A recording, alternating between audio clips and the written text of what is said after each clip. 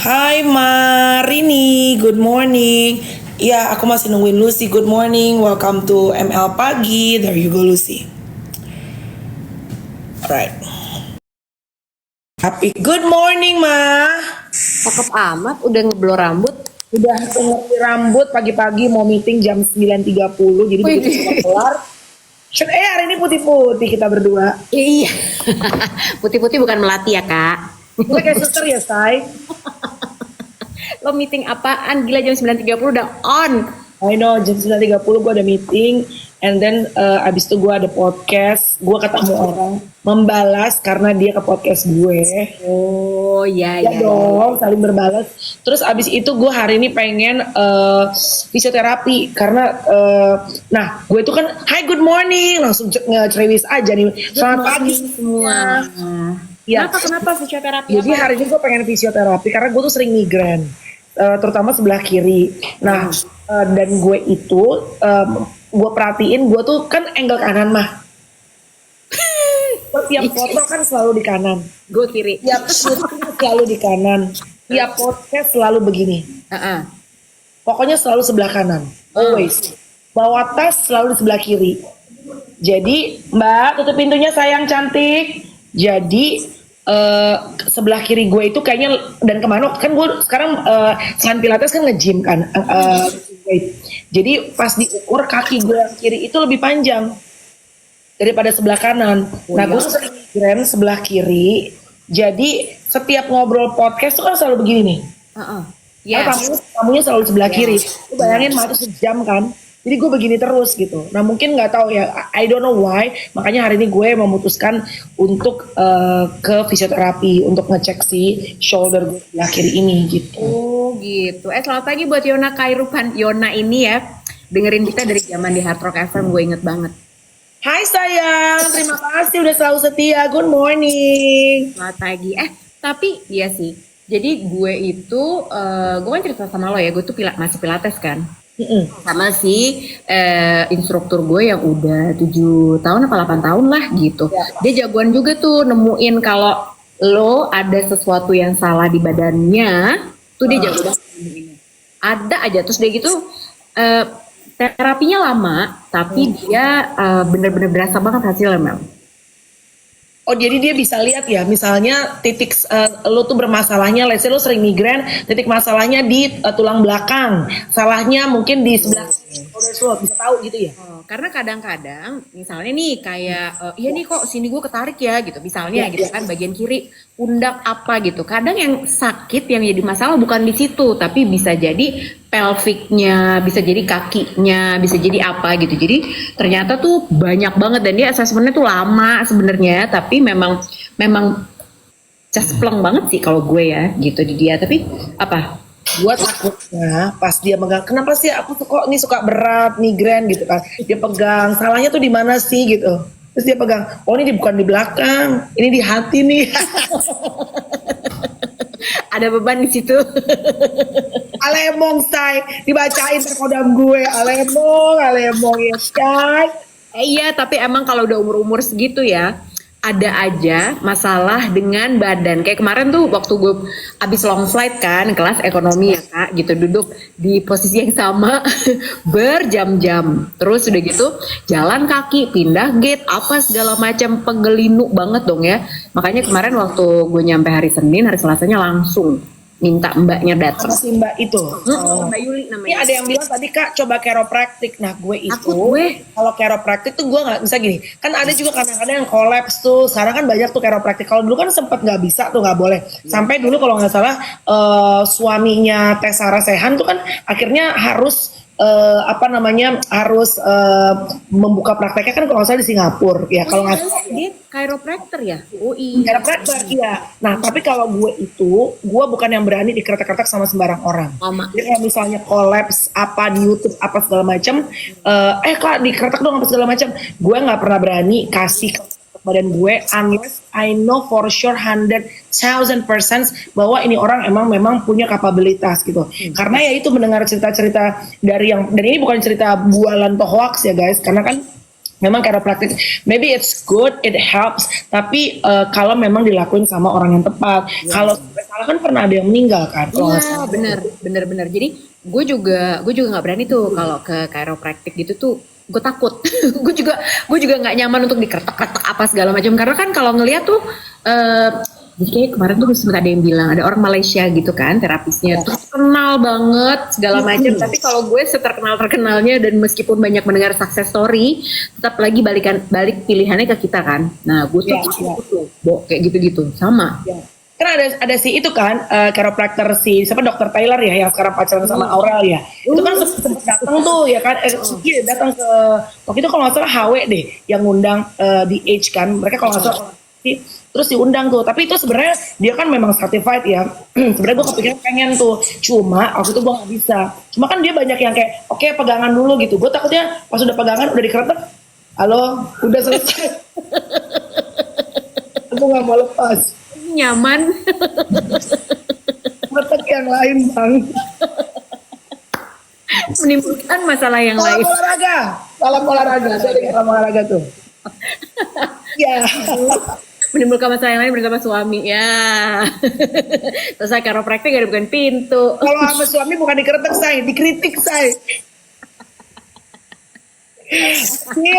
Astaga. By the way, Asa hidup gak sih mbak? Asa hidupin dong mbak. By the way ya Lus. Kemarin buku lu mana tuh? Yang lu pengen oke. Ya.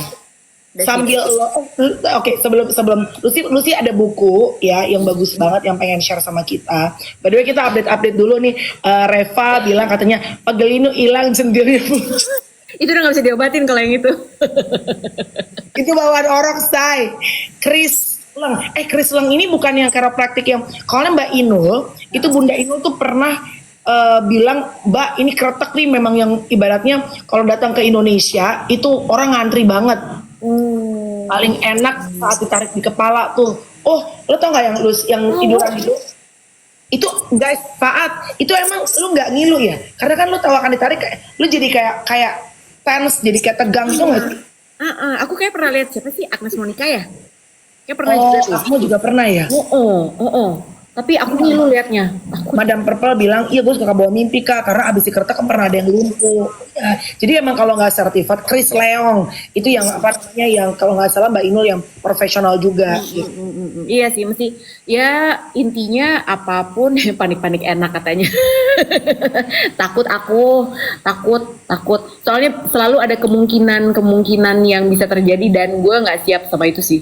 Kalau yang yang lain aja lah, aku mah. Dan kalau lo tegang waktu mau dikeretak, ya kan sama dia kan lo harus relax kan, Bo. Tapi kan lo tahu lo akan dikeretak kan. Jadi kadang-kadang nerve lo itu, saraf lo itu kan jadi kayak lo tahu ini akan ada tekanan yang kenceng nih gitu. Jadi lo kayak berjaga-jaga. Padahal kan nggak boleh, lo nya harus relax gitu loh.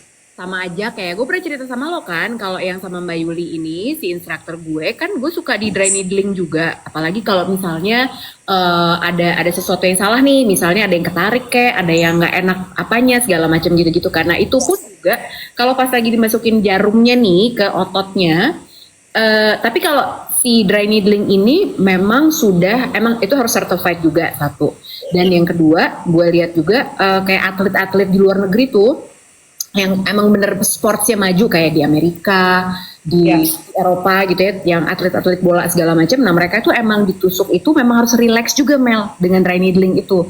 Jadi kalau semakin lu tense malah sakit kan akhirnya. Nah tapi memang badan kita kan gitu, kepala lo udah tahu, aduh ini ada jarum mau masuk, lo pasti akan bikin apa ya? Defensive mechanism gitu ya. Nah tapi gimana caranya supaya lo bisa memanajemen supaya lo tenang, ini emang nggak kenapa-kenapa gitu. Jadi supaya ototnya tuh relax gitu. Emang susah lagi. Itu aja pakai jarum pelan-pelan masuknya. Bo, si dry needle itu berarti ntar dimasuk kayak ini nggak sih, Bo? Kayak si apa namanya? Akupunktur. Apa yang namanya? Di sekop apa tuh namanya? Oh, di kop. Kayak di kop gitu nggak sih, Bo? Keluar darahnya gitu nggak? Enggak ada darahnya. Jadi apa? Ditusuk terus habis itu didiemin aja. Tapi tergantung nih. Jadi titik menusuknya kalau akupunktur itu kan benar-benar di syaraf. Jadi yang di atas, ya kan? Nah, ya kayak Beckham gitu kan. Enggak bukan Beckham, David kali Beckham. Bekam kayak ya kan, kalau bekam kan ada darahnya keluar tuh. Ini enggak sama sekali. Terus udah gitu, kalau dia beda-beda nih ternyata, gue juga baru tahu Mel. Jadi kalau di badan kita tuh kan ada tulang, ada otot. Nah, ada selimut otot juga namanya fascia. Fascia itu kadang-kadang kalau tegang, bukan otot yang salah, tapi dianya tegang, dianya nggak bisa mobile gitu, itu bisa sakit juga gitu, bisa bikin badannya kaku.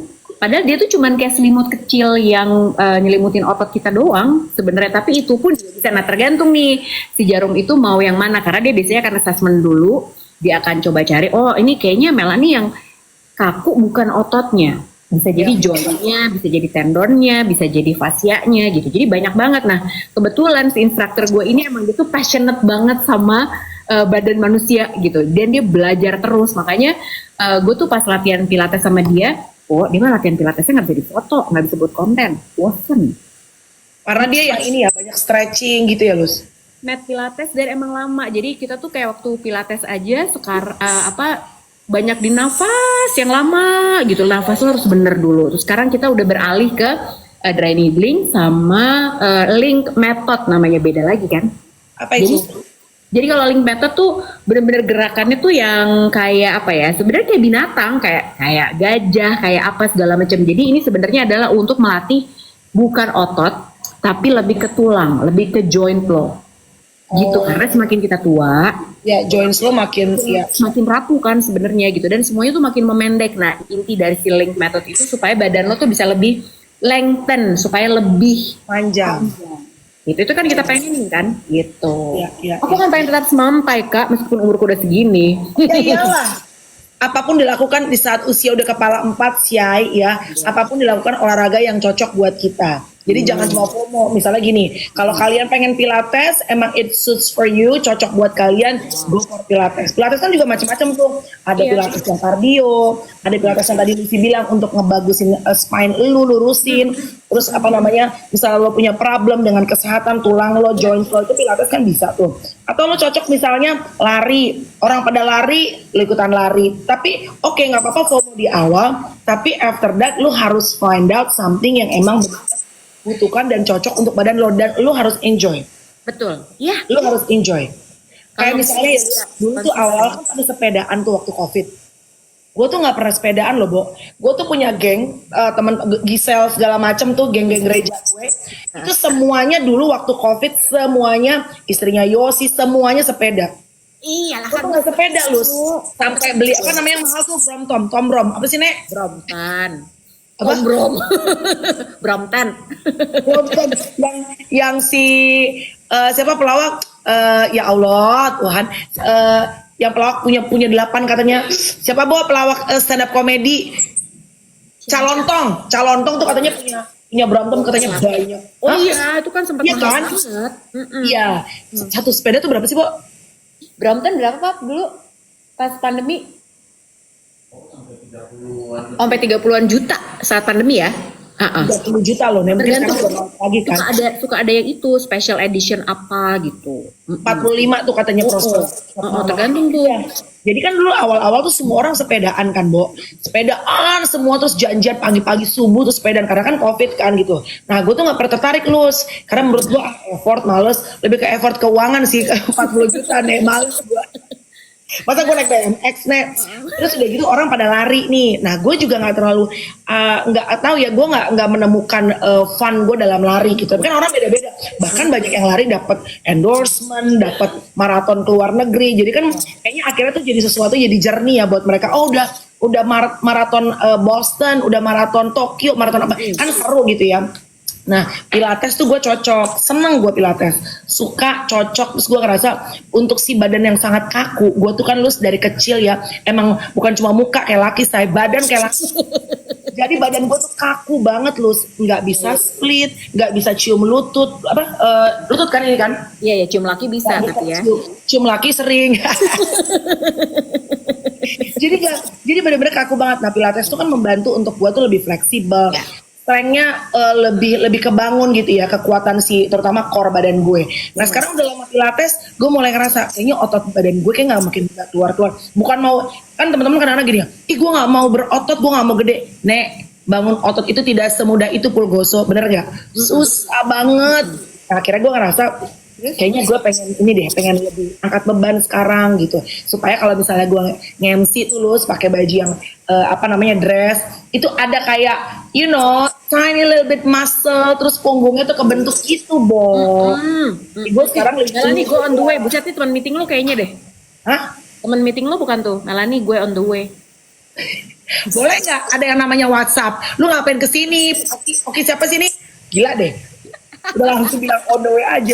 Iya, Bo. Jadi you gotta find something yang emang, atau tenis, apapun yang emang benar-benar olahraga cocok dan pas buat badan lo. Tapi ini dong, kapan-kapan kita undang Mas Aderai dong. Aku penasaran loh. Oh iya, jadi udah ketemu sama dia. Jadi beliau tuh kan baik banget ya, Bo. Baik Badan banget. otot gede, tapi suaranya lembut, attitude-nya lembut, orangnya lembut. Ya Allah, Mas Ade itu juara kelas. Terus kalau ditanya apa aja kan, lu kayaknya mau berbagi gitu. Gue udah bilang. Nggak pelit ilmu dia tuh. Iya. Nanti gue follow up lagi sama dia. Anyway, buku kamu apa yang kamu pengen share dari buku yang kamu baca? Ini ya buku ini. Buku ini tuh udah di sini juga ada. Anyway, jadi ini namanya The Diary of a CEO. Kayaknya Iwat juga baca deh. Stephen Bartlett. Jadi sebenarnya yang menyenangkan dari buku ini adalah waktu itu kan pas gue liat, aduh ini kok bukunya tebal juga ya gitu. Tapi ini tulisannya enak Bo. Jadi kalau kalian mau baca tulisannya tuh gede-gede. Terus yang paling penting adalah nggak sebanyak itu juga. Jadi tiba-tiba bisa ada yang tulisannya gede kayak gini gitu kan. Jadi di highlight gitu. Sebenarnya ini potongan-potongan dari banyak banget teori yang dia tulis, tapi jadi apa ya, nggak harus lo baca terus gitu. Ngomong-ngomong kita kapan lunch? Kan saya masih mau kasih buku buat situ. Iya. Ntar aku cek ya Jumat ya. Insya Allah. Ya. Banyak deh. Nih jadi ya, gue tuh ini sebenarnya ada ini gue lipat-lipat Bu, mana yang pengen gue highlight buat lo. Jadi ada yang ini di halaman pertama banget nih gitu. Di halaman 19. Ini kata-katanya bagus banget. If you want to master something, do it publicly and do it consistently. Oke, do it consistent. If you want to master something, tuh Happy lagi baca buku yang sangat memotivasi. Happy, apa highlight lu tentang buku ini? Kan lu baca tuh udah tuh. Agra bilang katanya kalau menurut Aderai yang membunuh itu stres bukan penyakit gula. Best. I couldn't agree more. Setuju banget.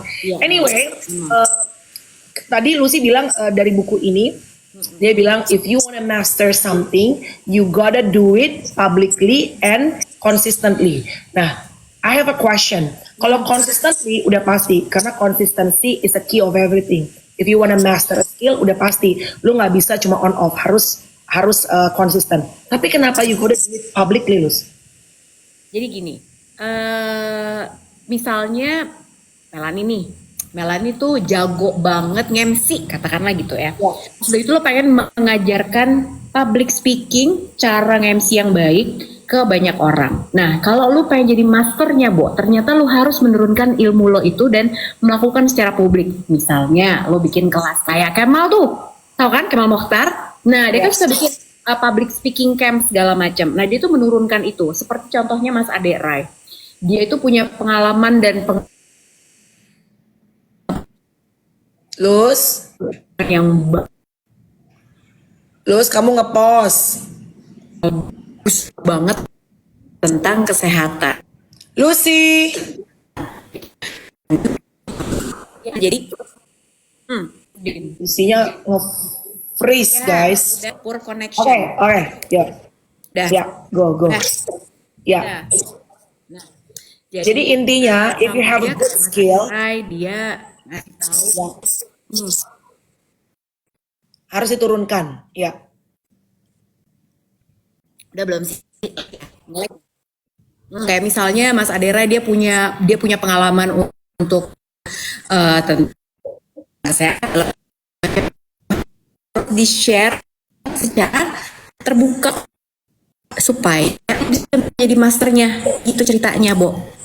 Lus, kamu kayaknya nge-lag deh ininya, wifi-nya Lus. Kenapa sih ini? Sebentar, tunggu. Ya, coba kamu ganti wifi aku, dulu. wait a minute. Ya. Bukan Jadi jelek. ternyata guys, oke, coba ganti wifi nanti aku coba, aman nggak? Menurut buku yang Lucy baca guys, jadi kalau kita punya skill, punya kemampuan, lo harus lakuin satu secara konsisten, dan yang kedua lo harus lakuin secara publik. Kan gue bingung ya, maksudnya apa? Apakah harus showing off to the public, posting all the time? Tapi ternyata ilmu yang kita punya itu harus bisa diturunkan, artinya harus bisa di share. Jadi manfaat itu faedahnya bukan cuma buat kita tapi juga buat orang lain gitu. Ya gak? Bener gak gitu? Udah belum sih? Dah. Udah bisa belum? Udah. Udah bisa belum? Udah bisa belum? Aku. Udah. Bener gak omongan Iya, gue? jadi Harusnya gitu. Terus betul, itu betul Benar. sekali. Oke. Ya. Benar. What else? What else did you got from that book? Yang paling penting dari yang berkaitan tadi yang gue share tentang kalau lo mau menjadi master di sebuah bidang harus harus share ke orang lain kan. Yang paling penting adalah lo harus bisa bikin ilmu itu mudah dimengerti sama siapa aja. Gitu. Ini masih lag ya? Enggak. Udin kan? Enggak. Oke. Oke. Jadi lo harus bisa namanya Feynman method. Jadi Feynman itu adalah lo bisa menyederhanakan ilmu yang lo dapat supaya orang lain yang tadinya nggak tahu tentang ilmu itu jadi nangkepnya gampang. Contoh misalnya kayak gue lakukan Nah sekarang you have problem. MotoGP misalnya ada fairing. Hah? Wifi lo masih up and down Bener deh. Ini jajan masih. Oke. Gue bacain dulu ya. Bentar Happy ya. baca nih quote dari bukunya. The most important success factor in your work is who you choose to work with. Ouch. So your team ya, being selective siapa tim yang lo pilih dalam kerja bareng. Itu katanya kalau di buku ini tuh judulnya Happy Life as a CEO kalau nggak salah ya. Jadi yang paling penting dalam pekerjaan lo, dalam kesuksesan lo dalam bekerja adalah siapa sih orang-orang yang lo ajak untuk berkolaborasi. Itu kalau Happy baca. Udin bagus banget. Tika, kamu udah baca juga. Apa yang kamu dapetin highlight dari buku Life as a CEO? Coba. Oh, ada 4 pilar tuh. Pilarnya apa aja, Lu? Banyak, ya Allah. Banyak ternyata, Bo. Nih, 4 Pillars of Success. Banyak banget. Tapi sebenarnya buku ini beneran bagus banget ya. Dan lo gak akan bosen sih, Mel, baca buku ini. Gitu. Tuh ada pilar the philosophy, the self, the story, the philosophy, the team. Gitu. Benar. Pilar itu adalah diri kita sendiri dulu. Sure ya. Ini ya yang pilar yang pilar buat diri sendiri itu bagus banget. Jadi the pillar is about you, your self awareness, self control, self care, self conduct, self esteem, and self story. The self is the only thing we have direct control over.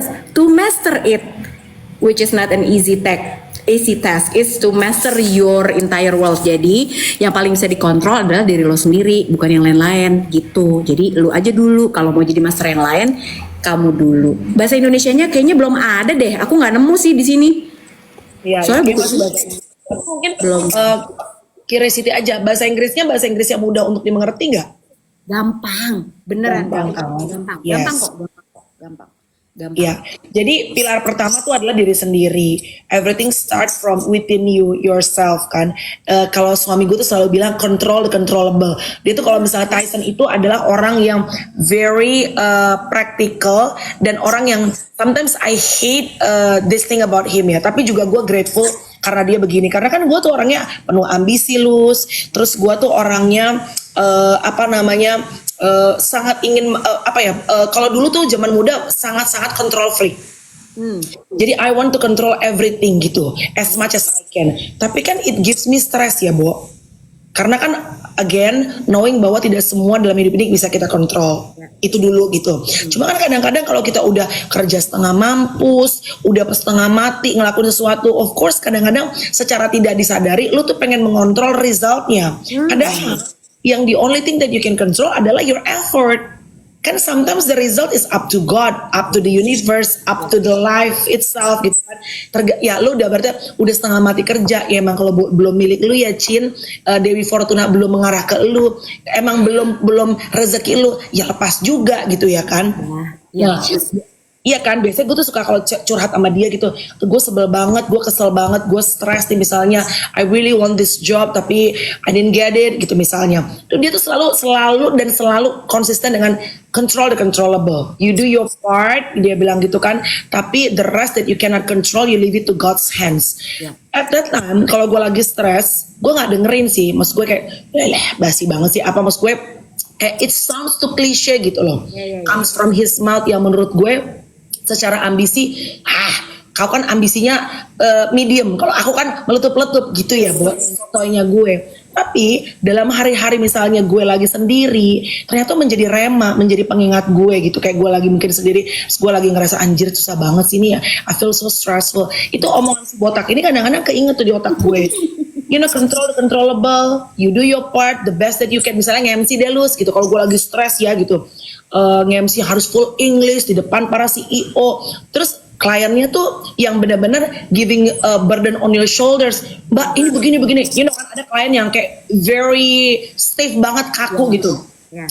Nah gue kan sebagai MC, gue tuh nggak, walaupun I feel stress gitu ya, tapi kan gue nggak boleh kelihatan stres kan, Bo. Nah kalau nelpon dia nih si botak, dia selalu pasti bilang gitu, you do the best that you can. I know you have the capability. That's why tuh orang itu hire lu, karena kayak orang hire Lucy Wiryono sampai menerbangkan Lucy Wiryono ke Italia untuk MotoGP. They can choose someone else, right? Tapi they choose Lucy Wiryono. There must be something about Lucy yang udah lo bangun bertahun-tahun yang bikin orang tuh ngeliat dan mau invite lu ngirimin tiket apalah buat lu gitu kan. Nah dia selalu bilang gitu. There must be something that you've done yang orang tuh ibaratnya ngeliat dan you work on it. You pray about it, and then ya udah, you do the best that you can. Ya udah, besok gue tarik nafas, and then okay, Nike, just do it. Just do it. Bener. Tapi emang iya sih, tuh bener banget poinnya Tyson, karena sebetulnya yang tadi yang pilar satu itu tuh Mel gitu kan, yang paling penting adalah diri lo sendiri gitu, karena kadang-kadang kritik yang paling berat itu adalah dari kita sendiri. Kita yang nggak yakin sama diri kita sendiri, padahal orang lain hire lu sebagai MC udah tahu ya Melani tuh emang kapabilitasnya emang dia bagus banget MC-nya gitu, so orang lain udah percaya sama lo sampai ke tahap itu. Tapi giliran di saat kita ngelihat ada sedikit gitu ya, ada glitch yang sedikit bikin kita nggak yakin, langsung deh turun tuh semuanya, ya kan? Iya, setuju banget. Kadang tuh ya pengkritik terberat, terbesar, terkasar tuh sebenarnya adalah diri kita sendiri. Kapan nih nanti, gue nggak tahu kita akan ngundang siapa. Kohen, good morning. Hari ini putih-putih gak janjian loh. Terus tadi ada yang pamit undur diri dulu, BRM mau undur diri. Siap sayang, selamat menjalankan aktivitas. See you tomorrow lagi. Besok kita masih tetap siaran. Gue tuh kadang-kadang kayak gini ya. Ya ini deh, gak usah ke orang lainnya, ke kita aja deh mah gitu ya. Mungkin orang melihat gila lu membangun, lu kan bukan yang holy cow deh misalnya lu gitu ya, restoran gitu ya. Kan bukan yang your almarhum father menurunkan kepada lu kan. Lu dan gue itu kan kaum perintis, bukan kaum pewaris. Again, kita tidak mengecilkan kaum pewaris ya. Of course they have their own effort, tapi biar bagaimanapun juga nggak bisa dipungkiri garis startnya berbeda. Betul. Saat bapak lu udah punya perusahaan, you gotta start in a start line yang of course berbeda dengan kita kaum perintis ya. Betul. Tapi ya nggak bisa tetap mental victim ya Nek. Aduh abis bapak gue dulu nggak memberikan gue warisan ini ono ya nggak bisa lah ya kan.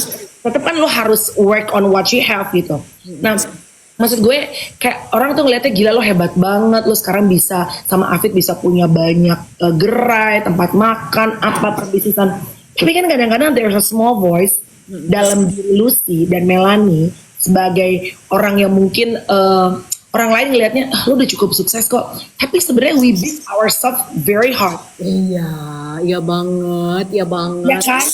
Karena yang paling konstan itu sebenarnya menurut kita adalah ya effortnya harus konstan sih gitu. Gila lo tuh manusia tuh ya Bo, emang selalu constantly doubting themselves selalu ya kan.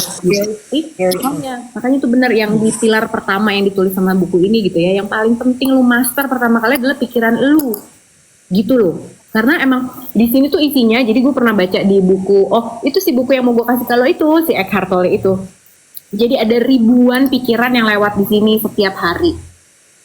ribuan, puluhan ribu bahkan gitu kan, yang mulai kok baju gue putihnya gini ya, kok baju gue ini ya, tapi rambut gue kayak kurang ini deh. Tuh pikiran-pikiran yang kayak gitu tuh ribuan deh, dan banyak banget di antara ribuan pikiran itu yang meragukan diri lo sendiri meskipun achievement lo tuh udah luar biasa banget di mata orang lain. Ya kan? Gitu. Jadi memang yang paling penting adalah lo balik lagi ke diri lo lagi untuk no actually I'm doing pretty good. Gitu. Jadi jangan pernah apa sih yang kita pernah bahas Mel gitu, jangan pernah lo tuh selalu apalah kalau orang muji lo gitu misalnya bilangnya enggak lah biasa aja, enggak lah aku tuh gini-gini doang kok, enggak aku gitu, enggak, take the compliment gitu, masukin dan itu yakinkan ke diri lo bahwa emang you are that good gitu, emang lo tuh punya potensi itu ya kan gitu. Biasakan buat jangan gagap menerima pujian dan ngasih penghargaan buat diri sendiri juga. Itu satu satu yang kemarin kita udah let's normalize kalau terutama sih biasa Indo people Indonesian ya. It's hard for them to accept compliment. Tapi boleh tutup nggak pintunya berisik. Susah untuk menerima pujian. Karena memang kenapa dari kecil, gua nggak tahu ya kalau teman-teman yang nonton di sini, mostly nggak tahu Indonesian parents back then, bukan yang sekarang ya. Zaman angkatan orang tua generasi baby boomer, Gen X, itu tuh sangat susah untuk memberikan komplimen ke anak-anaknya. Ya betul. Like I know exactly my dad, bokap gue itu orang yang sangat proud of the kids gitu. Tapi nggak tahu ya, sampai sekarang tuh susah banget untuk memberikan pujian, untuk memberikan komplimen, untuk memberikan kredit kepada anak-anaknya. Nah ternyata ini menarik sih, banyak banget ternyata kenangan dan trauma-trauma masa kecil yang membuat dan membentuk kita hari ini kan. Bahkan tadi gue nggak tahu, coba teman-teman kalau ada pandangan siapa yang harus diundang, karena The Little Melanie, The Little Lucy itu punya banyak sekali journey kan, and it wasn't always easy and full of rainbows gitu. Dan ternyata ya banyak kenangan saat kita kecil yang kayak misalnya gue nih Lus ya, gue inget banget. Jadi bokap gue itu kan batak tak banget ya Nek. Ya he will do anything gitu untuk supaya anak-anaknya bisa sekolah. Tapi orangnya sangat pelit pujian gitu. Bukan berarti dia nggak cinta nggak sayang anak-anaknya. Emang kaku aja kultur budayanya Nek gitu. Atau mungkin memang it's just in my family gitu. Jadi gue tuh my whole life kenapa gue tuh kayak ini masih belum ke psikolog ya. Tapi gue berusaha untuk berpikir sendiri gitu loh. Kenapa ya gue tuh kayak selalu ngerasa gue I need to run. Selalu harus berlari. I need to always to challenge myself to achieve many things in life. Karena mungkin saat gue kecil, my mom and my dad tuh selalu bilang, kamu tuh anak pertama. Kalau kamu rusak, adik-adik kamu pasti rusak. Ibaratnya, lu tuh ibaratnya contoh, you're the example. Bener sih Lus, bener. Karena kan lu, adik-adik lu ibaratnya harus look up katanya ke kakak. Tapi somehow juga kan sebenarnya sebagai kakak juga kan mungkin yang harus ditambahin ke orang tua ya. Kalau sekarang kan kita ngomong ke anak-anak kita, lakuin yang terbaik yang kamu bisa. Kalaupun kamu gagal, mami sama daddy akan tetap bangga sama kamu. Dulu kan enggak Nek. Iya. Dulu enggak Lus. Jadi kalau misalnya kalau kau hancur, kalau kau rusak, adik-adikmu akan ikut rusak. Jadi beban say. Kenapa jadi adik-adik gue yang gue nggak lahirin dari rahim gue, kenapa jadi beban gue? Iya. Dan karena misalnya gue sekolah gitu ya, bokap gue nggak pernah memberikan komplimen, jadi gue ngerasa kayaknya everything that I've done in my life tuh kayak it's never enough gitu loh. Ngerti. Jadi gitu, Tapi itu kan balik lagi ke film yang lo rekomen, si Stats itu. Iya. Shadow. Iya nggak sih? Itu makanya pas banget pas gue nonton Shadow itu bener banget sih, Shadow yang selalu ngomong ke pikiran kita, ke otak kita. Nah, you're not good enough, lo belum cukup, lo harus lagi ini, lo belum dapat apa, lo belum dapat validasi gitu kan sebenarnya ya. Iya bener, tapi emang ternyata bener, semua orang tuh pasti masa kecilnya kayak gitulah ya gitu, apalagi kalau emang generasi orang tuanya baby boomers kita gitu, karena mereka itu memang. Jadi gini, kalau yang gue pernah diskusi nih sama si Ocep juga gitu. Jadi dia bilang kan sebenarnya intinya adalah gimana caranya lo itu memahami, basically itu understanding Mel gitu katanya dia. Gitu. Jadi kalau kita udah ngerti nih kenapa sih bapak ibu gue kayak gitu, kenapa sih bapak lo kok harus memberikan pelit pujian gitu, kenapa sih gitu, bukan semata-mata it's not about you. Tapi kita harus ngerti juga sebenarnya kenapa yang bikin dia kayak gitu dulu. Karena dulu mungkin bapak ibunya lebih keras lagi daripada lu. Bener nggak sih gitu ternyata. Tapi setelah kita memahami, oh bapak gue tuh dulu emang lebih berat lagi, Bo. Makan aja susah mungkin ya gitu, boro-boro ngasih pujian, boro-boro kepikiran untuk kata-kata gue akan bisa membentuk dunia anak-anak gue, bodo amat gitu, makan aja syukur gitu dulu. Nah di saat kita udah punya pemahaman kayak gitu, kita udah bisa ngerti orang tua kita akan berhenti menuntut mereka, kenapa ya kok dulu bapak ibu gue gitu, kenapa ya bapak ibu gue kok dulu kayaknya nggak sayang sama gue segala macam. Tapi kita udah ngerti aja, oh it's not that, tapi sebenarnya emang mereka tuh punya masalah yang sangat banyak. Jadi di saat kita udah nyampe ke level pengertian itu, understanding itu, jadi ya udah deh gitu, kita udah nggak ada rasa kenapa ya kok gue ini, kenapa, akhirnya jadi ngerasa kurang terus kan. Benar. Emang pasti waktu zaman muda, zaman di hard rock tuh dulu kan gue, ingat gak? Zaman sekarang, gue kan sering ribut sama bokap gue. Iya. Jadi Lucy sama almarhum mama tuh ciong. Bahasa kita ciong ya, Nek. Iya. Tatap layar, makasih dayaku ya tatap layar ya guys. Jadi waktu gue siaran di radio, back then when we were era 20s, gue dan Lucy, ya of course masih rebel, masih segala macam ya, Nek. Lucy itu sangat tidak cocok sama maknya. Maksudnya sangat tidak cocok, bukan berarti nggak saling sayang ya, sering ributnya. Nah gue itu ciong nggak tuh kata Cohen? Iya, gue tuh bapak gue, sama bapak gue nih, ciong banget. Bener. Nah zaman dulu gue tuh sering banget kalau udah berantem sama bokap gue, terus casting nggak dapet, ngumpul tuh semua. Kata-kata yang kayak semua yang mungkin waktu itu pada saat my dad tuh ngomel gitu ya, oh kau itu gini apa? Terus gue tuh mikir mungkin gue dulu tuh nggak dapet udah casting berjuang pun nggak dapet gitu ya. Mungkin karena omongan bokap gue tuh bener ya, yang pada saat dia marah itu kan masuk tuh psikologis apa saudara. Makanya dulu gue ke disco mulu ya kan gitu. Nah waktu dulu tuh marah, that was an anger towards my parents. Tapi saat kita udah jadi parents kan, lu akhirnya mengerti kan, yaelah ternyata Desa juga begitu kebentuk karena mungkin bapak emaknya Desa dulu nek, ya kan parenting bapak emaknya dulu. Tapi Lus, sekarang tuh there was no anger ya, apalagi my dad udah Parkinson, udah sakit ya, nggak ada anger lagi. Nggak ada. Itu nggak yang tersisa apa? Itu yang gue bilang, the shadow, the little Melanie, the little Lucy yang kadang-kadang suka muncul. Jadi yang banyak deh, misalnya pengalaman lu misalnya ya, nggak usah sama orang tua deh. Ini jumping sedikit, misalnya lo dibully dalam pergaulan, misalnya lo tuh gue overweight deh Lus gitu, gue kan kecil gemuk kan gitu. Itu gue makanya sampai sekarang saat gue gede, gue takut banget untuk jadi orang yang overweight lagi. Karena back then waktu gue SD, saat gue gendut, itu gue tiap jalan ada yang nyanyi. Yang gue cerita, gendut-gendutan, kecapi pentil, gendut pulang bawa tai upil. Jadi tiap gue kalau mulai mau naik badan gue, wah gendut pulang bawa tai upil nih. Lo inget gak sih, lo tuh ada masanya pas kita lagi sering MC berdua. Ya, ada masanya lu makan tuh nyobain doang, abis itu lo keluarin lagi. Right? Ya kan, enggak, ini gue cuma nyobain. Kasih tahu. Ini gimana? Misalnya gue makan apa? Kasih tahu. Gue inget banget lo makan daging, lo makan steak. Kayaknya kita lagi di Hard Rock Cafe deh waktu itu mau ini kan, mau gue tuh makan banget kan orangnya, gue makan gitu. Terus udah gitu dia, jadi dia misalnya makan daging nih, kunyah, habis itu dikeluarin, bukan dimuntahin ya, tapi dimuntahin ya guys. Cuman sarinya aja, kunyah coba berapa kali, abis itu dikeluarin gitu. Jangan gitu kali, gue bilang gitu kan. Karena tapi ini kenapa ya gitu, apa yang membuat lo kayak gitu? Tapi emang ternyata kan emang Melanie tuh takut banget gendut gitu. Jadi memang ternyata itu ya kata-kata orang, suka dikata-katain segala macam, itu ngaruh sampai segitunya loh gitu. Yang ngatain mah enteng aja kayaknya, nggak pikir apa-apa. But di otaknya Melanie dia bisa sampai ngeluarin lagi makanannya, cuman dikunyah-kunyah dikit, cuman buat ada rasanya aja. Gue udah ngerasain dagingnya rasanya gimana.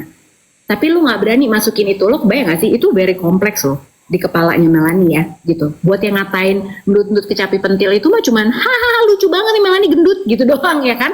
Ya anak SD juga ya Nek, mereka juga gak mikir ya Syai. Kepikiran gitu, tapi ya itu ternyata emang efeknya tuh panjang banget. Iya bener. Gila ya lo ngingetin gue, Lus, astaga selama itu loh Bo kita udah berteman.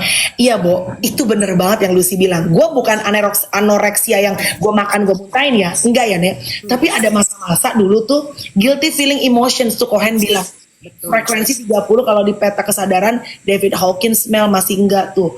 Iya jadi gue itu dulu gini, kan pengen makan, lapar, appetite itu tinggi. Iya.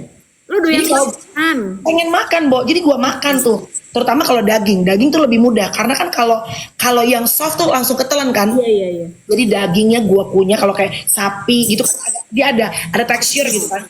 Gua kunyah and then nggak gua pokoknya yang penting mulut gua tuh udah ngerasain, Bo. And then gua lepeh lagi, Bo. Iya. Gua ada masak begitu loh dulu. Ada. Gue inget banget itu, gue inget banget. Melani, berarti apa ya gitu. Tapi waktu itu gue coba untuk kenapa dia gitu ya gitu. Ada masalah apa gitu ya kan? Maksudnya pasti ada sesuatu yang bikin lo tuh jadi takut menikmati makan. Ya nggak sih?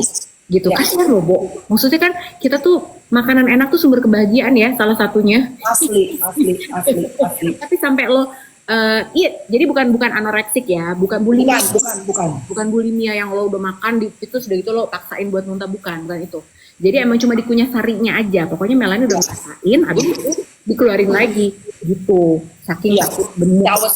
Terus kemarin gue ngeliat satu postingan di sosial media sebelah tuh bagus deh. Jadi kayak tadi lo bilang kan, mungkin waktu gue SD, anak-anak SD ini kan ya mereka nggak ngerti ya, Bu. Mereka cuma ibaratnya nyela-nyela apa segala macam. Tapi kan mereka nggak, ya mungkin mereka juga nggak intentionally untuk wah supaya lu apa enggak lah. Tapi anak SD mah suka bully-bulian kan. Lagi dulu kan nggak ada stop bullying, mana ade angkatan 90-an dulu nek gitu.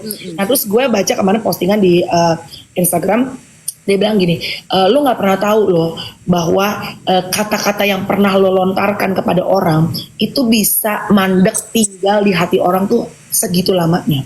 Betul. So choose your word selectively.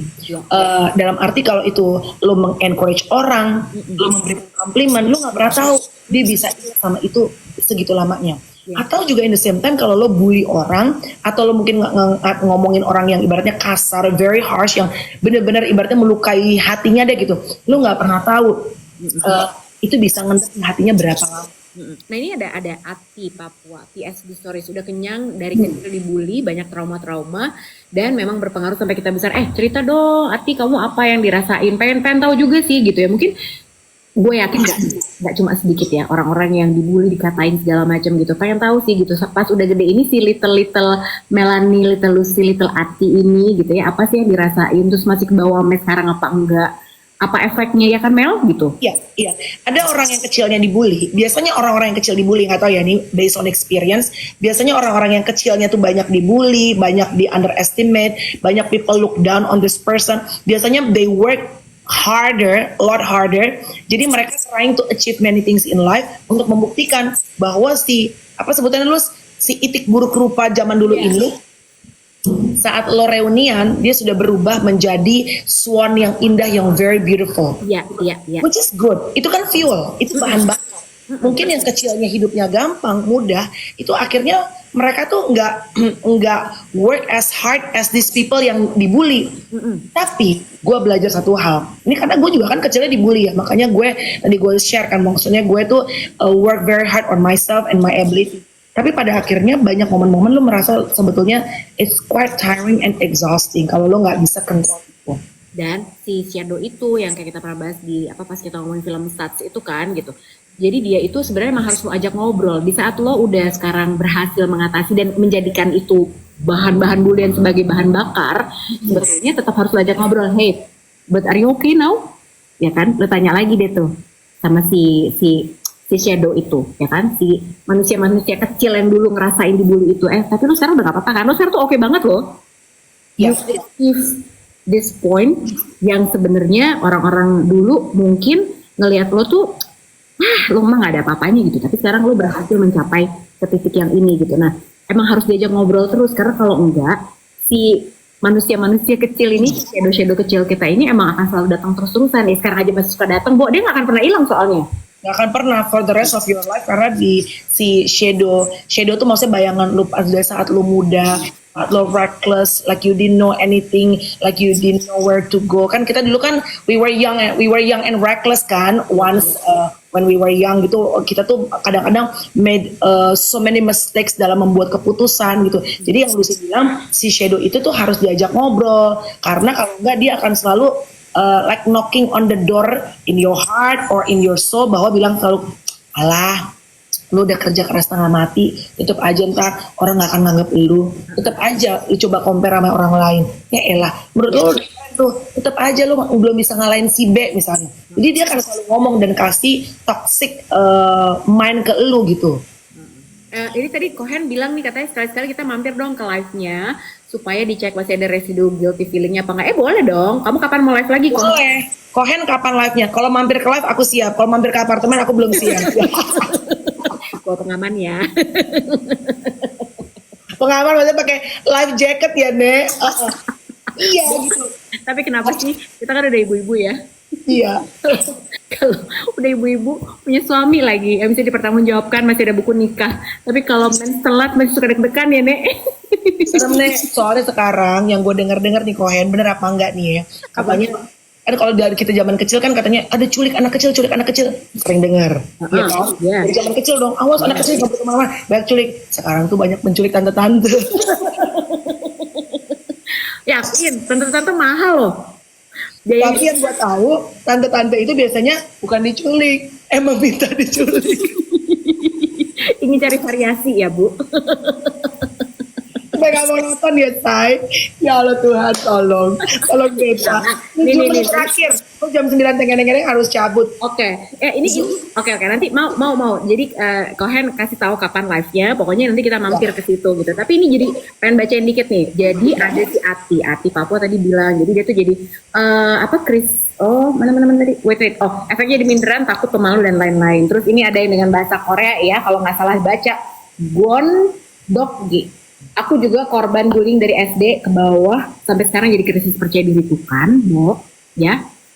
Jadi sebenarnya solusinya salah satunya adalah sebenarnya Lume Fans Club, ya ampun ML dong. ML dong, Say. Lu sorry, gua cut sedikit. Lucinta Luna itu juga kan melakukan banyak sekali operasi. Yep.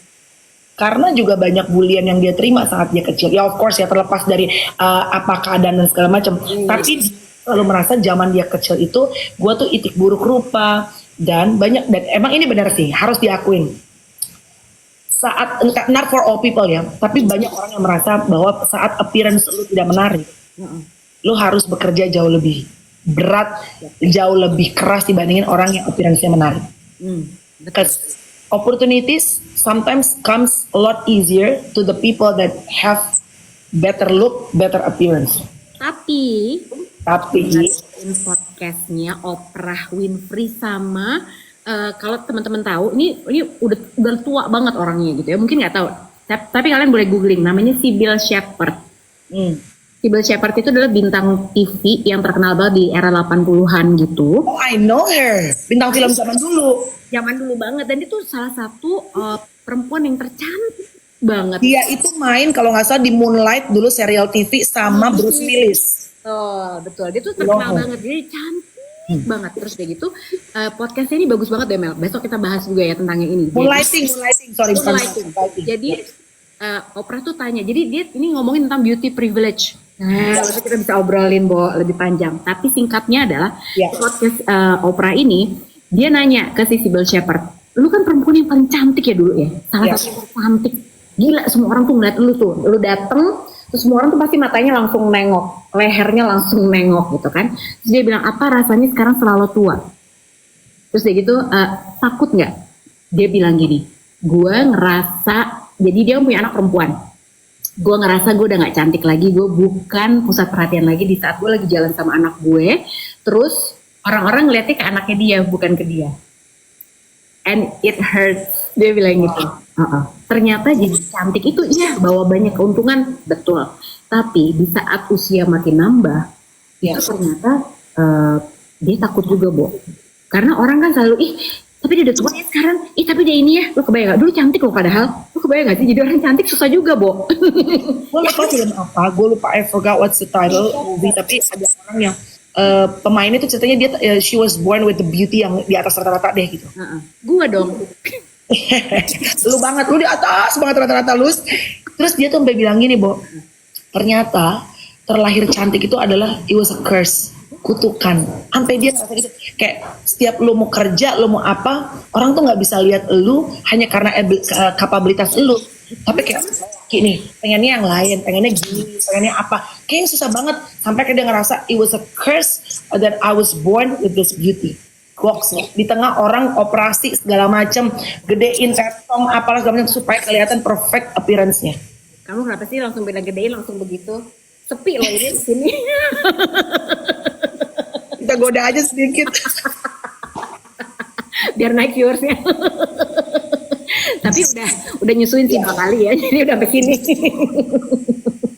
Tapi ya bener sebenarnya buat kalau kita yang dulu biasa-biasa aja, sering dibully segala macam, ya kita pasti punya sih little shadow itu yang nggak menyenangkan gitu sebenarnya. Tapi buat yang cantik juga yang nggak pernah dibully, yang dipuji-puji, Bo, ada masanya juga mereka tuh punya masalah yang sama juga kayak kita sebenarnya, kan, Bo? Yes. Benar-benar. Februari bilang buat orang-orang tua seperti saya kesehatan lebih penting daripada kecantikan. Iya, pada akhirnya kan there's nothing beat the condition of being healthy ya itu udah pasti. Kalau ngomongin prioritas utama kesehatan itu jiwa, mental dan fisik ya for sure. Lu mau cakap kayak apa juga kalau lo sakit ya nggak ada gunanya juga kan gitu. Cuma ini kita tuh lagi membahasnya adalah bener gak sih kalau misalnya you were born with beauty, terlahir ganteng, terlahir cantik gitu, kayaknya banyak kemudahan-kemudahan yang bisa datang ke hidup lo jauh lebih easy, lebih simpel dibandingin orang yang mungkin terlahir dengan fisik yang rata-rata gitu tadi kita. Bener. Ini Tika kemarin nanya itu besok kambing birahi dilanjutkan apa enggak hari ini harusnya ya. Lu kalau kambing birahi kan random Nek, kemana aja gitu obrolan, bisa dari buku, bisa apose gitu. But anyway besok lu bisa kan Lus? Bisa dong. Wah, hari Minggu juga aku bisa. Weekend sama keluarga cenah. Gereja. Besok tetap kita masih akan live guys jam 9. Oh saya yuk lebih. Yes, jam 9. Ya iya dong. Emang ini tanggal apa? Tanggal 9 tuh jadi boleh Bang Ryan aja. Jadi besok ketemu repot ya say. Ini online juga emak ya. Besok ketemu jam 8 sampai dengan jam 9 ya. Ma besok aku cek ya kalau bisa kita lunch ya. Boleh dong. Aku besok mau servis mobil, jadi aku pasti punya waktu untuk lunch sambil menunggu mobilku diservis. Yeah. Okay. Thank you guys for watching. Have a great day. Have a great day. Bye guys. Bye.